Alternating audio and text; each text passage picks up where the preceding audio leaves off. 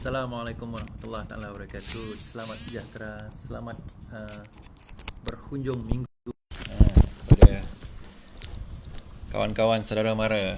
Terus bersama saya pada malam ini insya-Allah. Halo Alif, seperti biasa awal Alif ni. Kita share dulu. Sebelum kita apa-apa kita share dulu. Kerana penting untuk kita hendak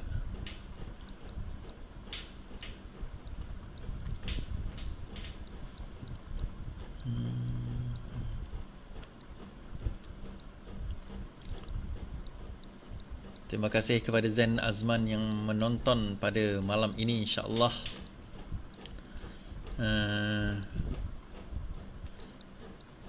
Salam Mamu, apa khabar? Apa khabar Mamu? Thank you for watching.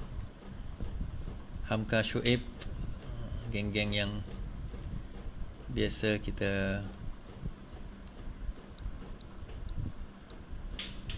kalau ada live di geng-geng kita. Salam Lisor Seda. Tajuk apa malam ini? Tajuk kita adalah berkenaan dengan pendedahan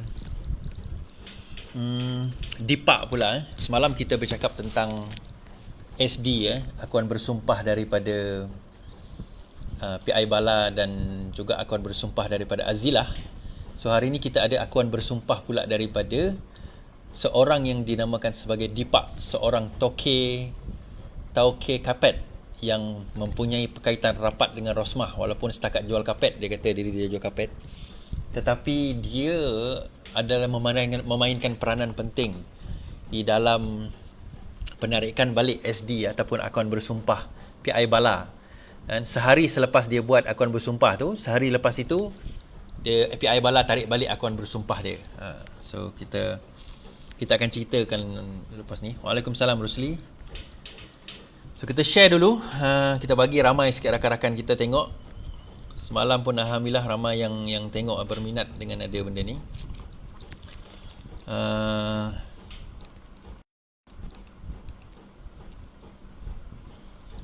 Salam Idris Zamri. Nampak jambu bos. kamera ni telefon Huawei ni memang bagus lah. Dia bagi kita nampak jambu, pada hakikatnya bukan jambu. Jambu apa pun tak tahulah. Itu hakikat dia.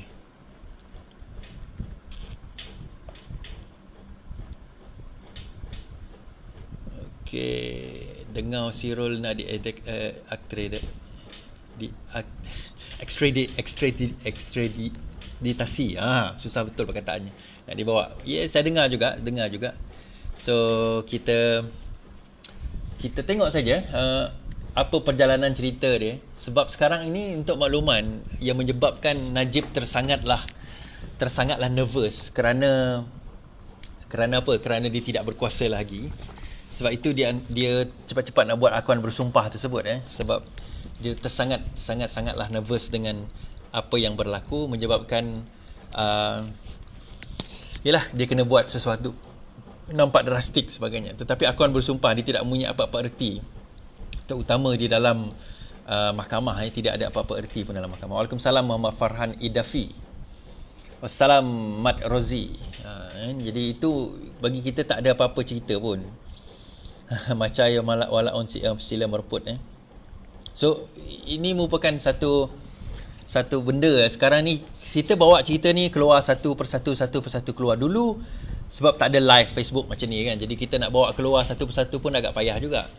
Jadi dah ada live ni, kita bawa. So hari ni apa yang saya nak bawa adalah berkenaan dengan satu pengakuan bersumpah daripada Dipak. Kalau saya terbalikkan, sebab kalau kita tengok kamera depan tak nampak, saya terbalikkan ni. Okey. Ini adalah buku daripada alamak seluar saya pula. Buku daripada ni Sabarudin Cik, Tan Sri Sabarudin Cik, bekas bekas pengurusi Bank Rakyat, dan membongkar skandal Dipak dan Bank Rakyat ni. Di dalam ni diceritakan bagaimana Dipak ini sebenarnya walaupun nampak macam setakat apa orang kata jual kapet, tapi dia memainkan peranan yang sangat besar, terutama dalam kekayaan dan juga dalam melibatkan melibatkan Rosmah Mansur, terutama Rosmah Mansur. Dia ni macam budak bawa beg Rosmah, ataupun dia sebut dia bukan bawa beg, dia macam orang yang akan the dua. Apa-apa benda dia akan tukang buat. Dengannya DSAI akan dikaitkan. Dia DSAI ni semua benda dia kaitkan. Harga minyak jatuh pun dikena kat dia, harga saham jatuh pun kena kat dia, harga minyak jatuh pun kena kat dia. Semua dia lah. So I'm not surprised kalau dia dikaitkan pun. Kena Najib si buat sumpah macam Azilah. Okey, itu satu persoalannya, kenapa Najib tak buat akuan bersumpah sebagaimana Azilah buat. Sebaliknya dia buat dekat masjid pula. Itu kita tak tahu, kita yang datang Najib lah. Sebab sebetulnya kalau dia nak buat, dia kena buat satu SD, akuan bersumpah sebagaimana yang dibuat oleh Azilah sendiri. So kita tak tahu, mungkin dalam seminggu dua ni dia buat, kita tengok nanti perkembangan. Salam tuan, selamat bersantai. Okey, salam sabli. Kenapa tiba-tiba SD Anwar kena, tiba-tiba Najib kena? Pelik lah. Kenapa tiba-tiba SD Anwar kena, tiba-tiba SD Najib kena? Tak faham. SD Anwar mana yang kena? So ini cerita kita terus share sebab kita nak bercerita tentang The Black Rose. So kalau kita tunjuk di sini The Black Rose, ini The Black Rose ditulis oleh Deepak, dan macam mana cerita ini berlaku. Sebab dia ditulis bahasa Inggeris, jadi bahasa Inggeris ni kita akan cuba translate lah ke dalam bahasa kita. Jadi insyaAllah kalau kita translate, saya cuba translate kan. Dan sebab dia banyak guna bahasa coding, maksudnya perkataan, macam contohnya Rosmah tu dia tak sebut Rosmah, dia sebut Black Rose. Itu contoh. So dia tak guna nama sebenar. Dan dia nak buat sebenarnya The Black Rose 2.0. Itu yang berlaku. Kenapa Azilah tak buat sumpah lanak jadi gugur lah kes? Hamka Syuib, itulah. Sumpah lanak dia bukan untuk gugur kes. Akuan bersumpah tu pun sumpah juga. Dia tak perlu laknat pun, sumpah adalah sumpah lah. Kata Mufti Perlis kan, Mufti Perak, bersumpah adalah bersumpah, tak payah sumpah laknat pun. Kalau kita bersumpah dan kita bohong pada sumpah tu pun dah kena laknat dah kita. Okey, sebelum kita cerita tu, kita kena cerita ni apa yang kes yang berlaku. Banyak sebenarnya kalau kita tengok Deepak ni, J Deepak pada tahun 2000, kes 2019, 14 Januari 2019 ni, bahawa Deepak ada membuat satu saman kepada Najib dan isterinya, pada berhubung dengan menuntut ganti rugi berjumlah 676 juta, berhubung dakwaan penipuan beberapa transaksi melibatkan konspirasi beli tanah. So ada Deepak ni sebenarnya dia di antara orang yang ada buat membantu Najib dan Rosmah untuk transaksi tanah. Dan dia dengan company dia nama Kapet Raya Sdn Bhd menyaman Najib dan Rosmah dengan menuntut ganti rugi berjumlah 676 juta. Dan kes ini dilaporkan di dalam berita harian pada 14 Januari 2019, awal tahun ini. Menurut Najib dan Rosmah, menurut Deepak, Najib dan Rosmah sudah memfailkan permohonan itu 7 Januari lalu. Manakala dua defendant iaitu Bustad Holding dan Bakti Wira Development memfailkannya pada 17 Disember yang lalu. Timbalan pendaftar Farah Suhaida Ramli menetapkan tarikh bertemu peguam yang mewakili Deepak. Irzan mengatakan permohonan akan didengar di hadapan Hakim Datuk Azim Omar. Okey. Dalam penyataan tuntutan, Deepak mendakwa beliau sebagai pengarah dan pemilik saham terbesar syarikat Asta Canggih Sdn Bhd menandatangani perjanjian dengan pengarah dan pemilik saham terbesar Awan Megah Malaysia Sdn Bhd, Ropiah Raja Abdullah. Ini Ropiah nanti akan disebut dalam cerita Black Rose nanti. Kita kena faham Ropiah ni dulu. Berhubung 3 bidang tanah seluas 181.9 hektar di Mukim Kapar Kelang dan Mukim Bukit Raja Jajahan Petaling. Nah, perasaan Bukit Raja Jajahan Petaling ni adalah berkaitan dengan apa? Dengan tanah yang di mana tempat Al-Tantuya tu dibunuh. Jajahan Petaling. Okey. Ini berita. So kita kena sebut, kita ada kat sini berkenaan dengan siapa dia orang ini. Okey, so kita baca sikit komen. Bila Azilah buat SD, jadi patut Najib boleh saman balik macam yang saya buat kat Yusof Tayyub tu. Sebenarnya kalau SD tak payah buat SD pun, kalau dia buat kenyataan pun boleh kena saman dah. Tapi masalahnya Azilah ni panduan akhir, so nak saman macam mana kan? Panduan akhir ni dalam penjara nunggu hukuman mati je. Jadi nak saman pun tak guna. Okay, lain tak ada apa. Alright. So, siapakah? Kita baca dulu. Kita kena faham dulu latar belakang kes ni, bahawa sekarang ini pada tahun 2009 ada seorang PI Bala. Semalam saya dah sebut bagaimana PI Bala ni diupah oleh Razak Baginda untuk disebabkan Razak Baginda ni diheres oleh wanita daripada Mongolia. So diupah ni PI Bala ni untuk menyiasat siapa diorang, bla bla bla semua. Selepas itu pada malam sebelum Altan Tuya itu hilang, diambil oleh Azilah dan Sirul, PI Bala adalah orang terakhir yang melihat mereka di depan rumah, melihat dia di depan rumah Razak Baginda. Itu yang berlaku. So selepas itu PI Bala ada membuat satu akuan bersumpah mengatakan bahawa memang Altan Tuya ada bagi tahu dia bahawa Razak Baginda dan Najib ada menjanjikan $500,000 dan dia ada hubungan seks dan dia dah kahwin dengan Razak Baginda. Altan Tuya ni dah kahwin dengan Razak Baginda di Korea. Dan Altan Tuya ni ada buat hubungan seks dengan Najib melalui dubur. Anal intercourse. So dia ini Altan Tuya cakap. Itu di dalam SD ataupun akuan bersumpah PI Bala. Sehari selepas itu, selepas dia keluar akuan bersumpah tu, ada keluar akuan bersumpah kedua. PI Bala menarik balik kenyataan tersebut. Kalau kita tengok, saya baca kat sini.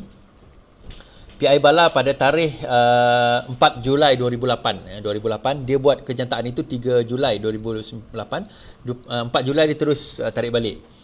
Penyiasat persendirian P. Balasubramanian membuat kejutan lagi apabila menarik balik akuan berkanun yang mengaitkan timbalan Perdana Menteri masa itulah Najib Razak dengan Altan Tuya. Dalam akuan berkanunnya, Balasubramanian mempunyai hubungan seksual dengan Altan Tuya. Najib juga didakwa memperkenalkan Altan Tuya kepada Abdul Razak Baginda. So dia kata Najib yang kenalkan Altan Tuya kepada Razak Baginda. Balasubramanian berkata beliau telah dipaksa membuat akuan tersebut. Yang akuan pertama, dia kata dalam satu sidang akhbar di hotel pagi ini, Balasubramanian membuat akuan berkanun yang baru. Balasubramanian mempunyai peguam yang baru, peguam Emerick Shidu yang bersamanya semalam. So kena faham semua ni sebab ini pun disebut oleh Dipak dalam buku dia The Black Rose. Siapa sebenarnya yang mengarahkan Bala membuat pengakuan yang kedua ni. Okey. Kenapa Razak Baginda kata SD Azilah menghina mahkamah? Nah, Hamka Syuib, kalau dia menghina mahkamah tu, mahkamah boleh buat apa dengan Azilah? Azilah ni dah tunggu, dia dah dapat hukuman paling orang kata the ultimate hukuman dah, hukuman gantung. So kalau hina mahkamah pun 3 hari je masuk mahkamah, masuk penjara. So dia nak apa lagi? Tak ada, Azilah tak takut apalah nak hukuman penjara, menghina mahkamah ke apa, peduli apa. Sebab dia dah nak hukum gantung. Ini tak ada hukuman paling besar di Malaysia ni melainkan hukum gantung lah. Itu dah ultimate lah. Kalau setakat menghina mahkamah dia tak ada masalah lah. Salam, kalau anal antikos Altan Tuya macam mana pula peranal anak Najib? Dia kalau anal antikos tu takkan anal saja. Alamak, Jaim Malik ni takkan benda tu kita nak terang satu persatu kan? Tapi yang disebutkan dalam SD tu ada dia buat anal antikos. So, tapi benda cerita lain tu kita faham-faham. Kalau ada sampai pregnant tu, saya tak kata itu anak Najib cuma saya kata dia pregnant saja. Tapi ada orang kata itu anak Najib. Itu saya tak kata, itu orang yang kata kan. So, kita pun nak kata banyak-banyak pun tak boleh sangat kan.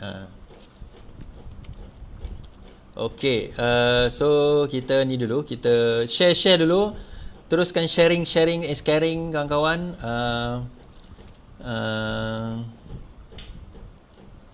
Sebelum kita nak go further dengan benda ni saya baca dulu. Razak bagi dia takut. Selamat malam bro, betulkah tadi siang Najib nak keluar negara dengan jet sewa? Allahualam. Dawatu Pagun Segawat, saya pun tak tahu. Saya tak ikut perkembangan Najib. Okey, betul ke Peguam Zulkifli Nordin kaitkan DSI dengan Azilah kes pembunuhan Altan Tuya, Idris Zambri? Saya tak tahu dia nak kaitkan tidak. Tetapi yang berlaku adalah pada awal-awal kes Azilah ini, peguam yang ambil kes Azilah ni adalah Zulkifli Nordin. Sebab dia masa tu sebab tu dia tahu cerita Altan Tuya ni semua. So dia yang bawa cerita tu kepada masa tu berkempen kan. So dia berkempen mengatakan okey, cerita Al-Tantuya secara detail dia tahu. Sebab tu kita tahu cerita Al-Tantuya ni, sebab dia adalah lawyer kepada Azilah. Jadi sebenarnya Zulkifli Nordin, sebabkan dia dedahkan benda tu, dia boleh kena tarik balik lesen dia tu.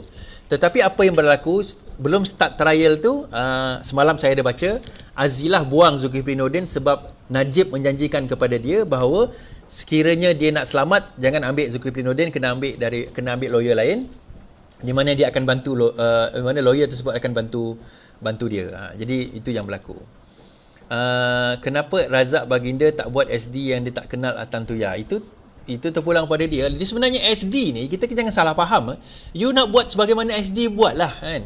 Tetapi kalau benda tu dibawa ke mahkamah, SD ni tidaklah menjadi satu dokumen untuk menidak atau membenarkan sesuatu perkara. SD ini adalah suatu keberanian you menyatakan sesuatu perkara. Tetapi kalau perkara itu dibawa ke mahkamah, still you kena melalui proses macam biasa juga.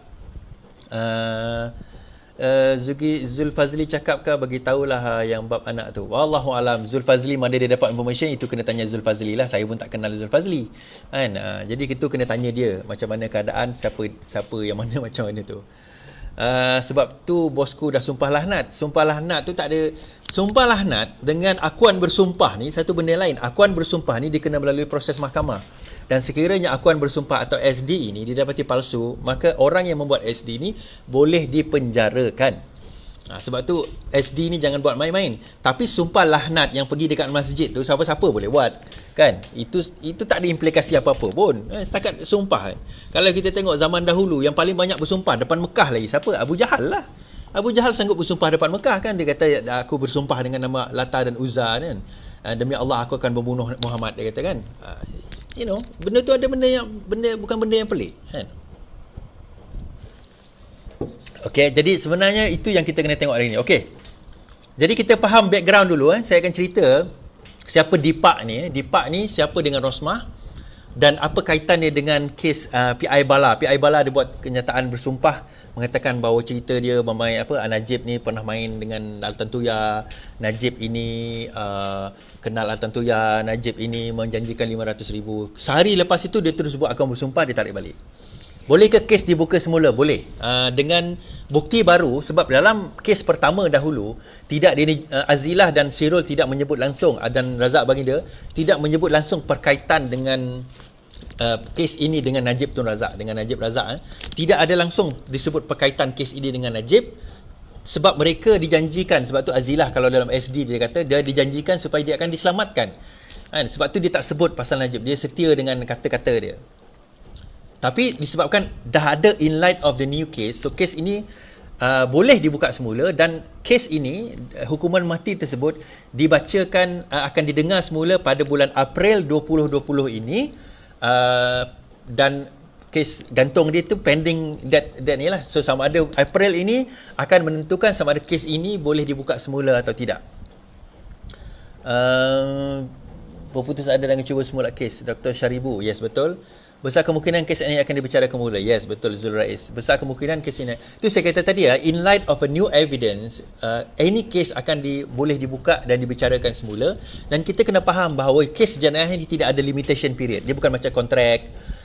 Kontrak umpamanya, kontrak dia ada 6 tahun limitation period. Tapi jenayah tidak ada limitation period. Kalau 20 tahun ke 30 tahun ke 50 tahun ke, kes tu boleh dibuka semula sekiranya ada bukti yang baru. Satu lagi, kedua, macam saya kata, Razak Baginda itu dibebaskan di mahkamah tinggi. Tidak ada prima facie case. Itu satu yang sangat pelik. Dan yang pelik lagi adalah Peguam Pendakwa Raya tidak merayu pun kes tersebut.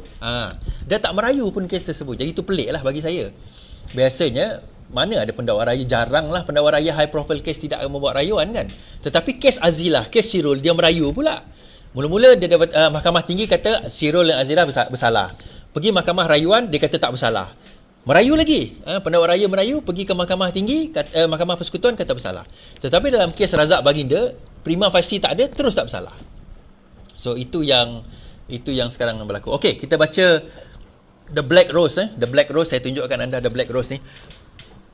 Ini adalah buku yang ditulis oleh Dipak. Dipak. Dan Jadi persoalan dia siapa bunuh tu, itu biar mahkamah tentukan. Kita bukan kita untuk tentukan siapa yang bunuh siapa, tapi kita membaca, narratekan fakta-fakta, apa yang kita kutip, cerita-cerita yang apa orang bagi tahu. Dan cerita ni somehow dia saling mengait dan konsisten di antara satu sama lain. Kalau kita baca SD PI Bala Subramaniam yang meninggal tahun 2013, dan juga SD Azilah yang baru keluar baru-baru ni, dan kemudian SD Dipak ini, Dipak ada buat SD. Okey, saya bacakan The Black Rose 1.0.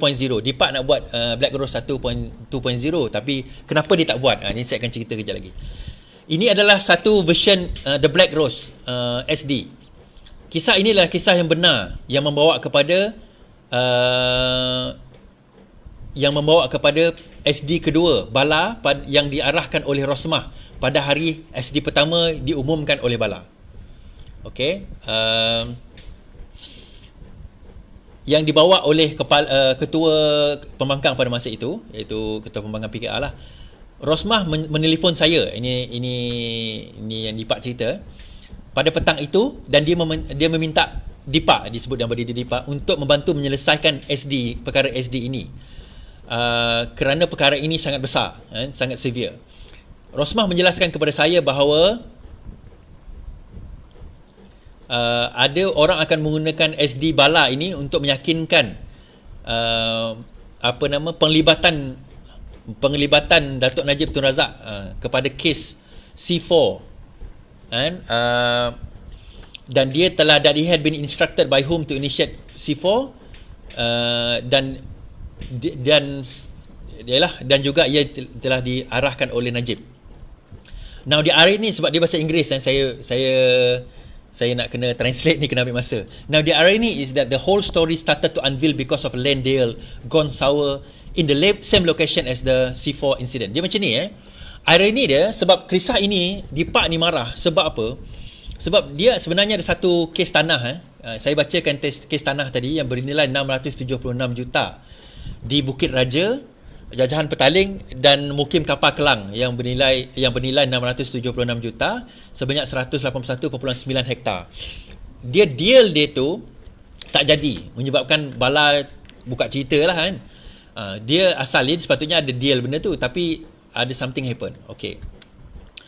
The land deal, tanah tersebut adalah di antara Raja Popiah. Disebut dalam buku ni Raja Popiah, tapi kalau kita baca sebenarnya dalam kes ini, dia sebenarnya Raja Ropiah Raja Abdullah. Raja Abdullah ni, Raja Ropiah Raja Abdullah, Rosmah, Najib dan Dipak. Dia orang empat ni ada land deal, tapi gone sour. Benda tu tak terjadi.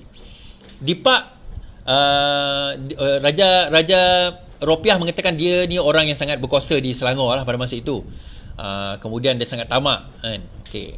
So masa tu sebab dia ingat bahawa dia power lah, sebab dia masa kerajaan masa tu kan. In fact macam Shahrizad pun, kalau Shahrizad pun boleh lepas, dia kata, dia bagi tahu Dipak kalau Shahrizad pun boleh lepas daripada kes CBT dia, kes criminal breach of trust, pecah amanah dia, ini kan pula engkau, dia kata, dia bagi tahu Dipak. So Dipak sangat marah lepas tu. Okey, kemudian kes tersebut disetkan pada 29 November, dan Dipak pun memberi dia punya testimoni. Okey. Dia macam gave his testimony di dalam witness stand. Dia menyatakan, Dipak mengatakan bahawa dia telah membantu Raja Ropiah untuk mendapatkan approval, mendapatkan kebenaran ataupun persetujuan daripada Najib untuk membenarkan dia membeli tanah menggunakan syarikat orang ketiga yang saya sebut namakan tadi. Dia juga menyatakan secara bersumpah di dalam witness stand, mengatakan bahawa dia telah membayar, Dipak telah membayar keluarga Najib untuk mendapatkan persetujuan tersebut, dan dia telah membuat negotiation, perundingan dengan Rosmah jumlah tersebut sebelum approval. Dan perjumpaan di antara Raja Ropiah dan juga Najib, dia juga telah mengkonfirmkan, Dipak telah mengesahkan bahawa dia telah membayar Rosmah sebanyak 8 juta ringgit dan telah mentransferkan duit tersebut kepada Rosmah kepada melalui dia bayar, dia tak bayar dia tak bayar cash kepada Rosmah, tetapi dia transfer kepada kedai jewellery, kedai barang kemas Rosmah di Hong Kong. Ini yang Rafizi sebut dulu kan, pasal cincin Rosmah kan. Dipak mengatakan dia telah memberi kopi telegraph transfer tersebut, statement of account dan juga color foto, gambar berwarna barang kemas tersebut kepada Rosmah. So dia tak bagi duit, tapi dia bagi dalam bentuk barang kemas. Dan paid for by, dan telah dibayar oleh Dipak. Sekarang Dipak telah banyak property dealing dengan Rosmah, melibatkan property dealing dia melibatkan jumlah lebih 3 bilion ringgit. Telah dilakukan di antara Rosmah dan juga Najib dan juga Dipak dalam tempoh 3 tahun. All of which be discussed in this autobiography.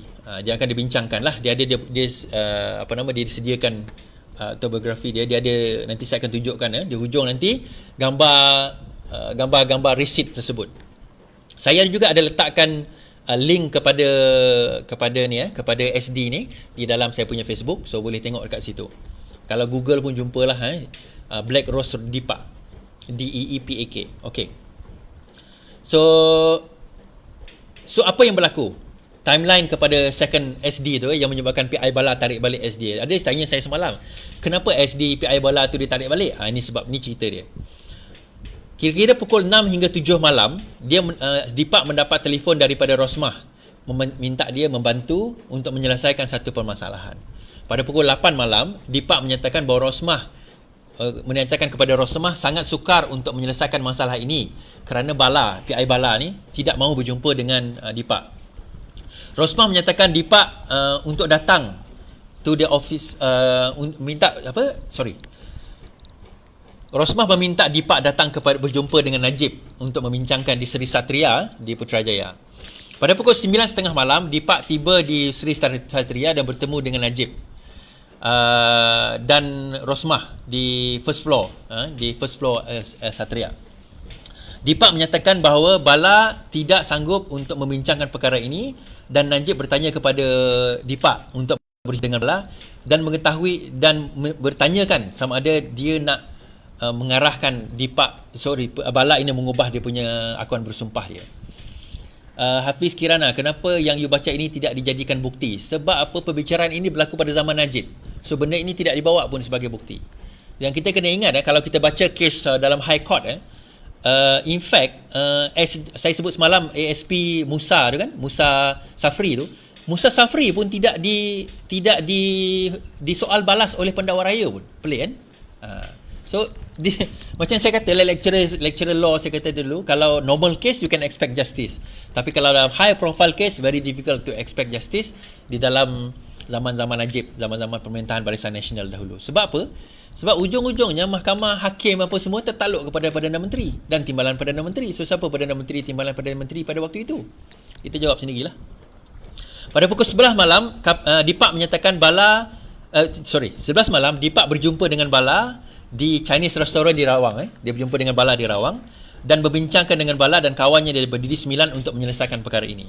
Pada pukul 12 malam Bala menyatakan hendak berjumpa dengan sama ada Najib ataupun Rosmah, tetapi mereka mengatakan mustahil untuk berjumpa dengan Najib atau Rosmah kerana dia ada bodyguard. Najib mencadangkan Bala berjumpa dengan adik Najib, iaitu Datuk Johari Razak. So kita tak tahu tentang Johari ni. Sekarang ni kita cerita Johari Razak ni. Saya rasa Johari ni lah, maaf betulkan saya, tapi tidak ada adik-beradik lain, tidak ada beradik Najib lain yang nama dia Johari, bermula dengan J, Johari, yang juga adik kepada Najib. Selepas itu Dipak menghubungi Jim ni saya sebutkan muka Johari lah, dan Johari mengatakan bahawa mereka kena berjumpa dekat The Curve Damansara dan Bala pun setuju. Pada pukul 12 pagi ni malam tengah malam ni Dipak pergi ke The Curve dan berjumpa dengan dan memperkenalkan Bala kepada Datuk Johari ni, di mana mereka mengadakan private discussion dengan Datuk Hari, di mana isteri dia pun ada di situ, dan Bala dan Dipak diminta menyertai perbincangan tersebut. Bala meminta protection, perlindungan daripada kumpulan Datuk Johari ni dan sejumlah duit, di mana Datuk Johari bersetuju pada masa tersebut. Pada 1:30 pagi, Bala, Polis D9 dan Dipak pergi ke Hilton KL, di mana dia booking satu bilik untuk esok harinya perjumpaan dengan dengan Najib, dan ada satu lagi adik dia, JO ni tak tahu siapa, tapi ada satu lagi adik Najib lah. The meeting was between Bijan Najib punya lawyer iaitu Tan Sri Syafiee dia kot, dan anaknya bersama dengan Bala. Okey. Untuk tarik balik SD pertama tersebut dan membuat U-turn. Okey. Pada pukul 3 pagi SD yang baru ini sedia dan Bala menandatangani. Peguam tersebut menyatakan bahawa dia telah menyelesaikan tugas dia, dan dia pun telefon Rosmah untuk mengatakan bahawa dah confirm, dah selesai. Rosmah mengatakan pagi-pagi esok terus buat PC. Ni kita akan bacakan PC. Pada 4 hingga pukul 6, lawyer tersebut tiba-tiba mengatakan bahawa dia tak nak terlibat dalam PC tersebut and nak balik. Saya pun masa tu tak tahu nak buat apa. Dipak kata sebab Black Rose dia sebut Black Rose. Rosmah mengatakan dia dah bagi tahu dengan PC, dengan lawyer semua dah ada. So pukul 8 pagi dia telah berjaya mendapatkan lawyer kawan dia, AP. Kalau kita baca AP ni, siapakah AP ni? Beliau adalah, saya dah baca tadi, Emerick Shindu. Emerick Sidhu. Emerick Sidhu ini kawan si Dipak ni. Okey. So Emerick Sidhu ni pun ada dekat situ untuk membantu dia, duduk dekat tepi tu je. Dah duduk dekat tepi tu je. Bala Walhidas dia pun membacakan SD 2 ni lah. Okey, pada 10 hingga pukul 11 pagi PC tu pun dibuat dekat Prince Court, Kuala Lumpur. Dia pun tidak tahu reporters pada masa tu, dia tak kenal mana-mana reporters, tetapi Chief Secretary kepada Najib mengatakan bahawa dia dah bagi instruction, semua wartawan semua dah datang. So pukul 12.30 hari Najib telefon kepada Dipak dan mengatakan terima kasih, dan mengatakan bahawa dia aware lah tentang perjumpaan dia, and then everything is done. Okey, habis dekat situ. So kita baca SD kedua yang dibuat oleh Dipak.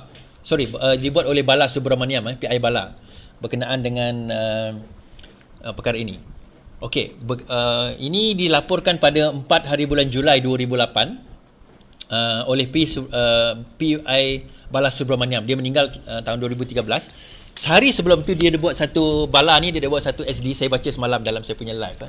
SD itu mengatakan secara detail. Kemudian hari seterusnya dia buat satu lagi SD mengatakan dia tarik. Okey, saya baca.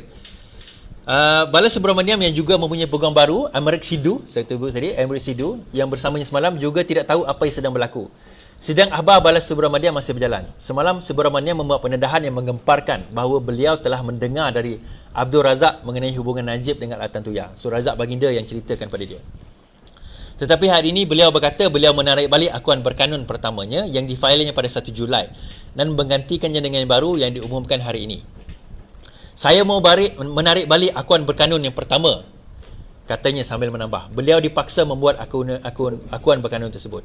Bala Subramaniam telah diupah oleh Abdul Razak untuk menguruskan, ni Najib, bukan Najib Razak, ni Razak baginda, untuk menguruskan Altan Tuya pada 2006 yang mengganggu Razak baginda dan juga rapat dengan Najib. Okey, akuan bersumpah yang baru ini berbunyi berikut.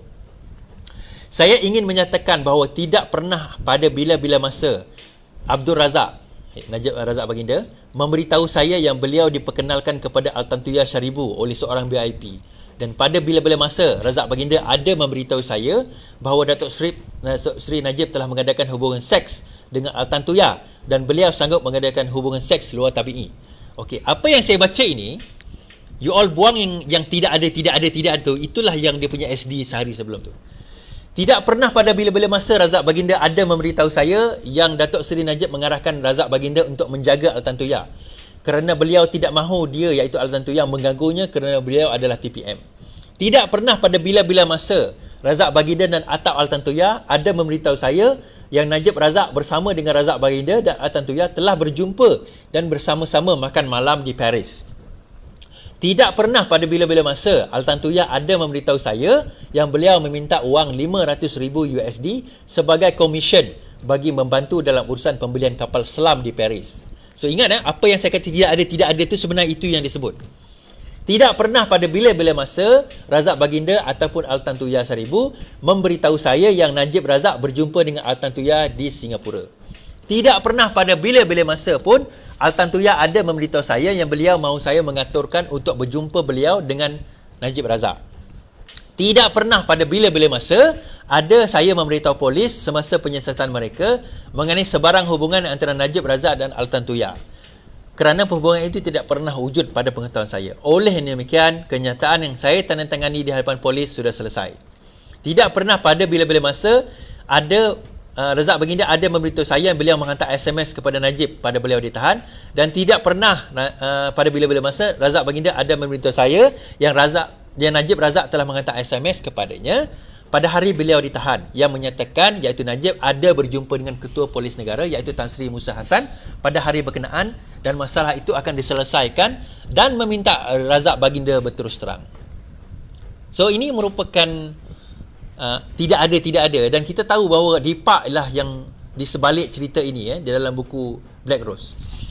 Okey, saya baca lagi. Saya teruskan buku ini. Dan saya akan tunjukkan dokumen hujung dia berkenaan dengan barang kemas. Tak panjang Okey. Dia kata Dipak menulis di dalam buku dia kata sekarang saya telah mengetahui bahawa sumpahan C4 ini akan memberi kesan kepada saya. Sekiranya saya tahu saya tidak akan mahu terlibat di dalam perkara ini. Tetapi macam mana saya nak tahu janji yang telah diberikan kepada Bala akan memberi kesan kepada saya beberapa bulan kemudian, kerana Bala membuat satu statement yang baru yang akhirnya memberi kesan kepada bukan sekat kepada Najib tetapi kepada Rosmah, kepada Jim dan kepada saya.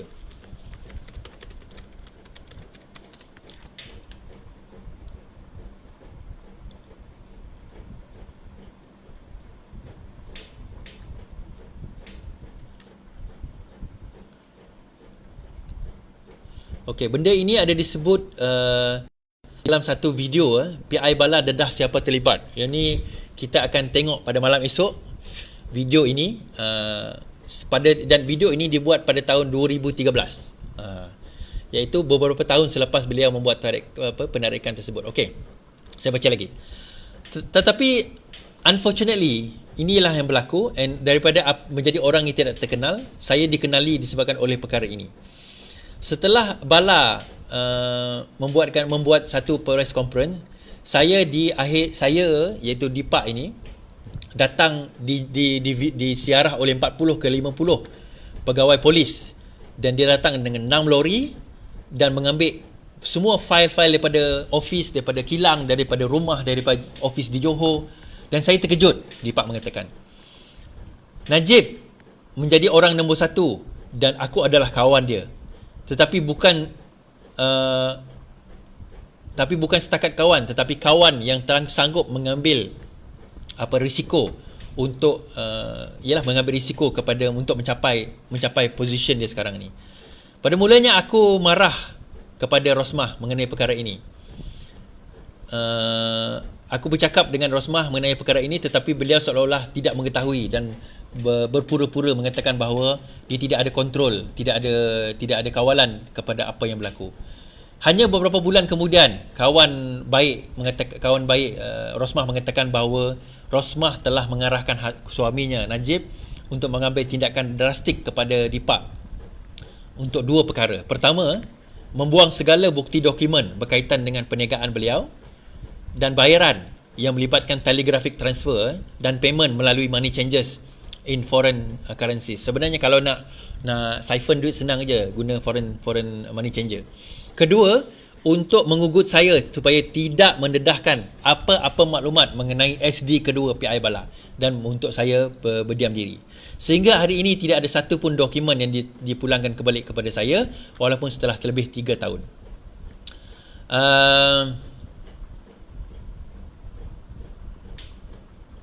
Okay. Adakah saya menyesal kerana menolong Rosmah melepaskan diri? Ya, kenapa? Sehingga hari ini, sehingga cerita ini keluar, until I get this story out to the public, saya akan sentiasa disumpah oleh C4 yang selalu menjadi orang tanyakan kepada saya. Ada orang bertanya kepada saya, kenapa saya hanya melakukan perkara ini sekarang? Kenapa tak dulu? Seseorang itu kena ingat bahawa pada 29 November satu kes telah dibicarakan berkenaan dengan Dipak dan juga Raja inilah kes Dipak dan juga Raja ni lah yang berkenaan dengan kes tanah ni, where all this matter surface. So benda ni ada di dalam mahkamah sebenarnya disebut. Saya mengatakan bahawa kebetulan pula bahawa kejadian C4 itu berlaku di Bukit Raja. Ni tanah yang nak dibeli kan sebenarnya. Yang Bukit Raja ni adalah tanah yang deal di antara Rosmah, Najib dan juga Dipak. Okey. Okey, ni tak ada apa. Okey. So, ni saya tunjukkan berkenaan dengan dokumen yang dikeluarkan oleh Dipak di dalam buku ini, dan anda sendiri boleh lihat dokumen ini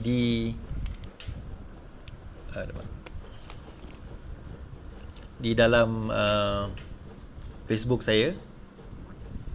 Okey, so kalau kita tengok invoice daripada, dia tak tulis lagi invoice, ini email dia Mr. Wong, attach please find a revised invoice for Datin Rosmah, best regard Leona, PA to Apiram Zion. Okey, so kalau kita tengok dekat sini, ini adalah summary of account kan. Dekat sini adalah invoice dia, Firestone Company Limited ni. Okey, Firestone Company Limited. Ini adalah jewelry lah. Yang berjumlah 8 juta yang dibayar oleh Dipak kan. Dan ini adalah summary of account tadi. Okey. So ini yang disebutkan. So kalau kita tengok Firestone Company Limited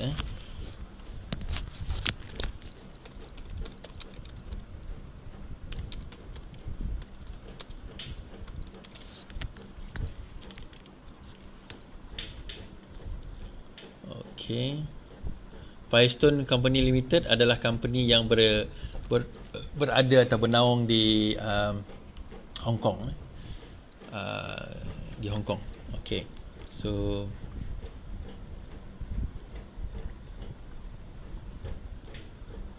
dia adalah satu syarikat company yang menguruskan barang-barang kemas. Wow, cantiknya barang kemas dia yang kita tengok kan. Okey.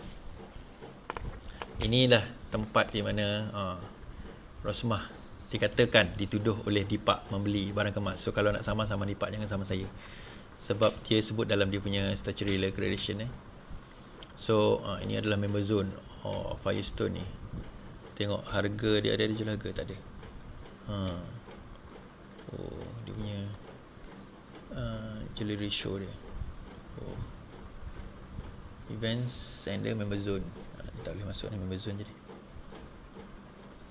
Okay.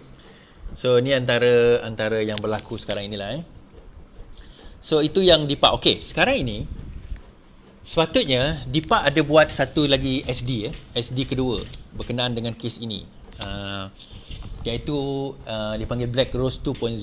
Tapi tiba-tiba Dipak senyap. Kenapa? Disebabkan oleh perkara ini.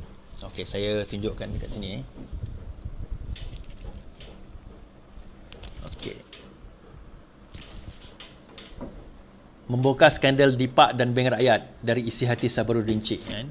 So Sabaruddin Cik ni adalah Tan Sri Sabaruddin Cik, di mana beliau adalah orang yang terlibat dalam, beliau adalah bekas pengurusi bank rakyat. Okey. Tengok buku ni saya beli, ditangani oleh penulis dia pada tahun 2015 lagi.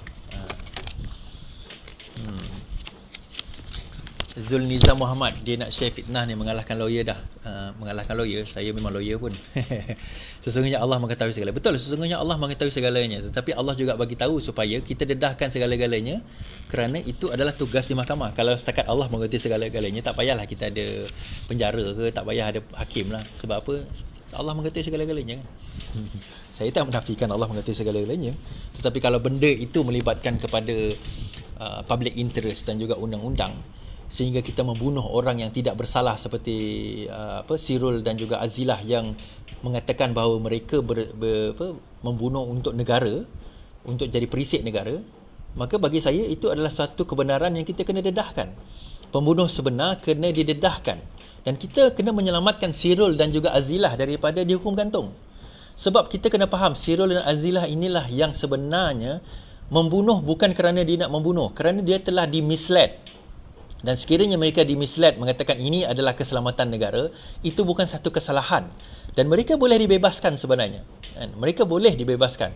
Kerana itu adalah arahan. Dan orang yang memberi arahan tu kena bunuh. Bukannya orang yang macam Azilah dan Sirul yang tidak mempunyai apa-apa motif. Okey. So kita baca siapa dia Tan Sri Sabaruddin ni. Okey. Sah orang PKR. Ya, saya orang PKR. Memang saya orang PKR. Apa dia? Nampak sangat baru ikut saya punya Facebook ni. Apabila meletus isu mengenai Tan Sri Sahabuddin Sheikh, bekas Menteri Kabinet yang pernah menjadi Setiausaha Agung UMNO, tidak disambung hikmatnya sebagai pengurusi bank rakyat, pelbagai persepsi dan andaian timbul dalam pemikiran umum. Ramai menyatakan simpati kepada nasib Tan Sri Sabaruddin dan juga beranggapan tidak wajar beliau sebagai pemimpin UMNO dan kerajaan diperlakukan sebegitu rupa. Ada juga yang heran bagaimana Datuk Seri Hassan Malik, seorang menteri yang tidak begitu cemerlang dan pernah dikaitkan dengan cap ayam, tiba-tiba boleh menjadi begitu berani, sedangkan tentunya beliau tahu Tan Sri Sabaruddin adalah pemimpin berasal dari Pahang dan mempunyai hubungan yang sangat baik dengan Perdana Menteri Datuk Seri Najib Razak. Namun apabila isu ini berterusan, ramai lagi yang terlebih hairan kerana Perdana Menteri hanya berdiam diri dan seolah-olah tidak mampu berbuat apa-apa untuk membela seorang rakan yang lama. Akhirnya, sebagaimana biasa apabila isu silih berganti, perbualan mengenai isu rakyat ini juga lenyap ditelan masa. Tetapi hakikatnya banyak persoalan ni kekal bersarang sebagai tanda tanya. So kita kena ingat beliau ini Tan Sri Sahabuddin Sheikh ni adalah bekas Setiausaha Agung UMNO itu sendiri. Okey, apa yang berlaku sehingga DIPAK ini menarik balik SD kedua dia dan menarik balik Black Rose 2.0. Dia keluarkan SD yang pertama itu kerana Rosmah tak nak bantu dia. Tak nak tolong dia dalam deal 600 juta tu. Dalam masa yang sama, dia tak nak tolong dia dalam deal pinjaman wang di dalam bank rakyat. Ini yang berlaku. Dalam arahannya itu, menteri, ini Hassan Malik mahukan DIPAK. Ini apa cerita DIPAK lagi?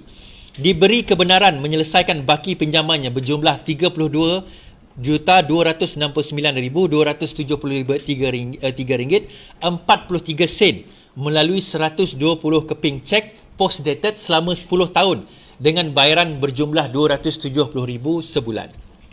So dia macam ni. Okay, kita pause kat sini. So apa yang berlaku? DIPAK ini dia berhutang dengan bank rakyat sebanyak 32 juta, sebanyak 32 juta 269,273 ringgit dan 43 sen. Ini disebutkan oleh Tan Sri Sahabuddin Sheikh, bekas pengurusi bank rakyat itu sendiri.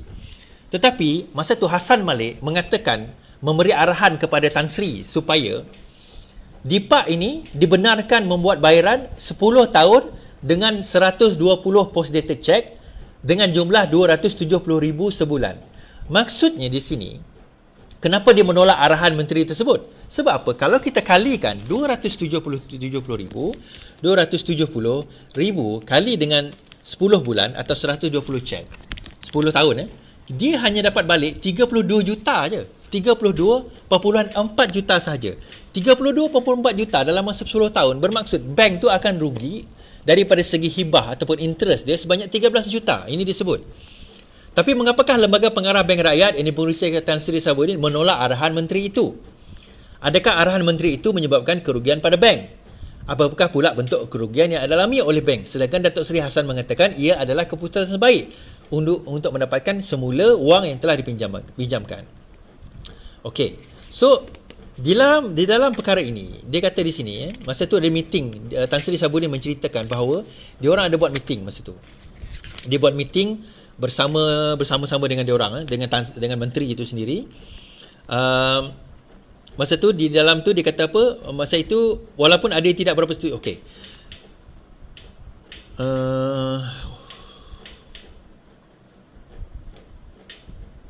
Dalam sepucuk surat yang dihantar oleh Menteri Perdagangan Dalam Negeri, Koperasi dan Kepenggunaan Datuk Seri Hassan Malik kepada Pengarah Urusan Bank Rakyat Datuk Mustafa Abdul Razak bertarikh 30 Januari 2014 dan diedarkan kepada semua ahli lembaga pengarah. Pemakluman mengenainya adalah jelas dan tidak disangsi, iaitu apa dia? Lembaga pengarah diminta mempersetujui satu penyelesaian mudah untuk baki pinjaman melibatkan sebuah syarikat Kapital Sdn Bhd yang dimiliki oleh seorang ahli perniagaan Deepak Jaiskishan berjumlah 32 juta. Jadi kalau kita tengok, apa berkaitan Deepak 32 juta dengan kes Rosmah tadi? Itu saya kata tadi, ini Deepak ni dia bukan main-main tau. Orang bukan main-main, bukan orang sebarang-barang. Dia bukan setakat jual kapet yang biasa saja. So kalau kita tengok bahawa Tan Sri Shahbuddin Cik sendiri mengatakan bahawa sebenarnya inilah yang berlaku sekarang ini, di mana pada zaman Najib dia menggunakan kuasa dia untuk apa tujuan dia, orang-orang seperti Deepak ini boleh lepas. Dan Deepak tidak jadi buat SD 2.0 kerana benda ini telah selesai, dia kata. Benda telah berjaya diselesaikan. Jadi itu yang kita kena tahu. Hutang Deepak telah berjaya diselesaikan, menyebabkan Deepak akhirnya tidak jadi buat SD 2.0.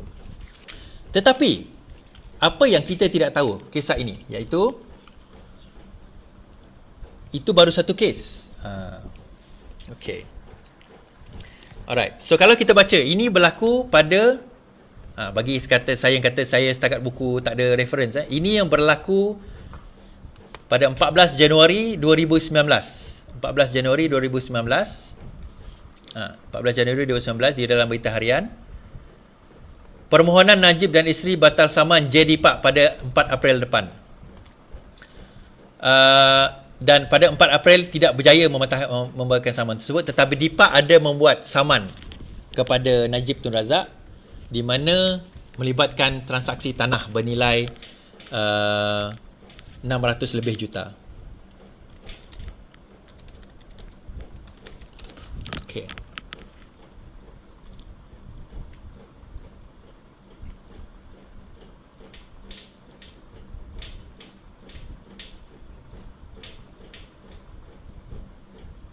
Dan akhirnya pada Julai tak buka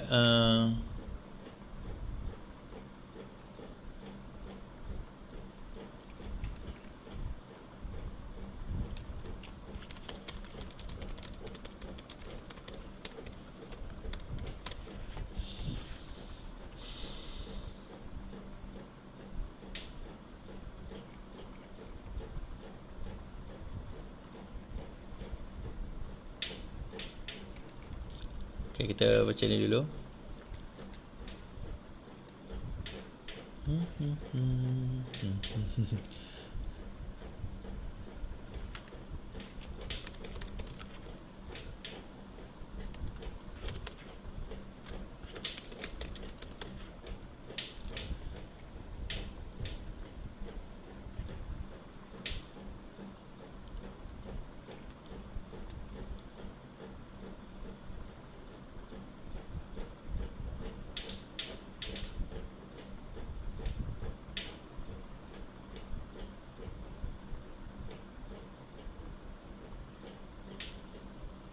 Oh, menarik. Sangat menarik.